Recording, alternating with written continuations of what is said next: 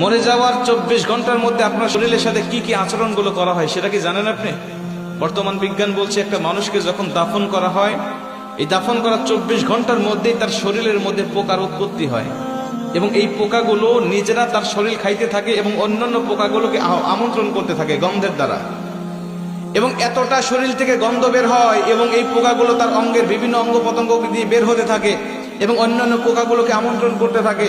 এবং এই লাশের বয়স যখন 3 দিন হয়ে যায় তখন তার নাকটা সর্বপ্রথম পচে একদম শেষ হয়ে যায়।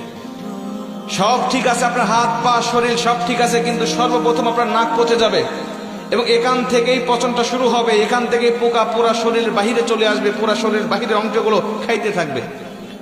আপনার লাশের বয়স যখন 6 দিন হয়ে যাবে তখন আপনার হাতের এবং পায়ের নখগুলো খসে খসে পড়তে থাকবে।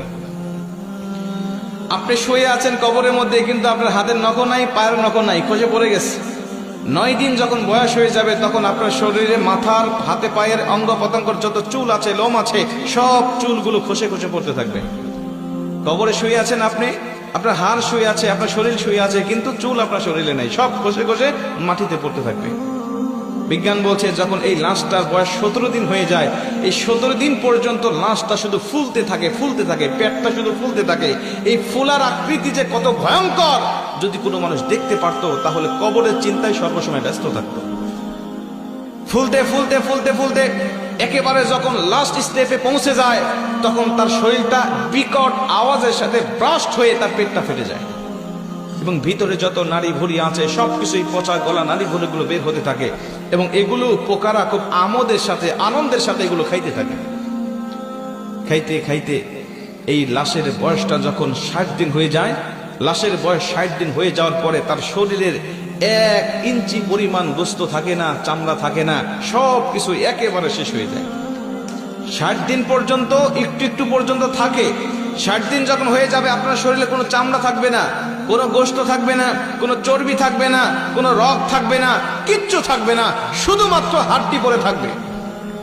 যে শরীর নিয়ে দুনিয়ার জমিনে আপনি এত বড়াই করেছেন, এত অহংকার করেছেন, যে শরীরের যত্ন নেওয়ার জন্য আপনি কত বিদেশি দামি দামি কসমেটিক ব্যবহার করেছেন, কিন্তু এই শরীরটা ইসলামের পথে, এই শরীরটা আপনি ইসলামের পথে কাজে লাগান নাই।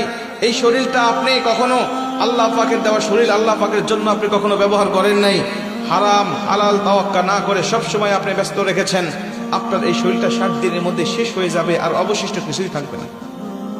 বিজ্ঞান বলছে এই লাশের বয়সটা যখন 90 দিন হয়ে যায় তখন এতদিন পর্যন্ত এই হাড়গুলো একসাথে ছিল, জোড়া জোড়া ছিল, এক একটা গিরার সঙ্গে আরেকটা গিরা লাগানো ছিল, কিন্তু 90 দিন যখন পার হয়ে যায় তখন এই গিরাগুলো খুলে যায়। গিরাগুলো তার শরীরের সাথে আর থাকে না। এটা যে মানুষের কঙ্কাল, একটা মানুষ এই 90 দিনের আগে এটা দাঁড় করালে এটা হাড়গুলো ঠিক থাকতো, কিন্তু যখন 90 দিন বয়স হয়ে গিয়েছে প্রতিটা জয়েন্ট থেকে এই হাড়গুলো খুলে খুলে পড়তে থাকে। 3 মাসের মাথায় যখন সব খুলে যায়, 1 বছর হতে না হতে তার হাড্ডিগুলো মাটির সাথে মিশে যেতে থাকে। জোরে করে আল্লাহু আকবার। হাড্ডিগুলো মাটির সাথে মিশে যায়। প্রিয় ভাই, এই শরীর নিয়ে অহংকার করার কিছু আছে? আল্লাহ বলে অহংকার আমার চাদর, এই চাদর ধরে যদি কেউ টান দেয় আমি আল্লাহ সহ্য করতে পারি না। আমি আল্লাহ পাক তখন ডাইরেক্ট তার প্রতি অ্যাকশন নেওয়া শুরু করি। আজকে চলে গেছে 2 জন ব্যক্তি, ওরা যদি জানতো, ওরা যদি সুস্থ থাকতো তাহলে চিন্তা করতো, যদি তাদের আল্লাহ পাক যদি কবুল করতো তাহলে তারাও হয়তোবা এসে এই মাহফিলে বসতো। কথা বলেন ঠিকই না? আজকে আপনার সামর্থ্য আছে, আপনার রাস্তাঘাটের দোকানপাটে ঘুরে বেড়াচ্ছেন, হতে পারে আজকের এই মাহফিলটা আমাদের জীবনের জন্য শেষ মাহফিল হতে পারে না? পারে না? হতে পারে এই মোনাজাত পর্যন্ত আমার জীবনের শেষ মোনাজাত হতে পারে, এখান থেকে আমি বাড়িতে যেতেও পারি, নাও যেতে পারি। প্রতিদিন রাস্তাঘাটে চলাচল করি, প্রতিদিন এমন কোনো দিন নাই যে 2-1টা অ্যাক্সিডেন্ট আমাদের চোখের সামনে পড়ে না। রাস্তাঘাটে চলতে গেলেই দেখা যায় কোথাও গাড়ি উল্টে পড়ে আছে, কোথাও গাড়ি একদম পিষে গেছে, কোথাও মানুষের রক্ত পড়ে আছে, বিভিন্ন রকম অ্যাক্সিডেন্ট আমাদের চোখের সামনে পড়ে। এরাও তো যাচ্ছিল তার আত্মীয়দের সাথে দেখা করার জন্য, এরাও তো পরিবারের কাছে ফিরতে যাচ্ছিল, এদের জন্য তো স্ত্রী অপেক্ষা করেছিল, এদের জন্য তার সন্তানরা চেয়ে ছিল, কিন্তু রাস্তায় তাদের প্রাণটাকে ঝরে গিয়েছে। আমাদের প্রাণও এভাবে ঝরে যেতে পারে নাকি পারে না? এজন্য সতর্ক হওয়ার সময় এখনই, সিদ্ধান্ত নেওয়ার সময় এখনই। আমার এই জীবনটা আমি কোন কাজে অতিবাহিত করছি? আল্লাহ আমাদের সবাইকে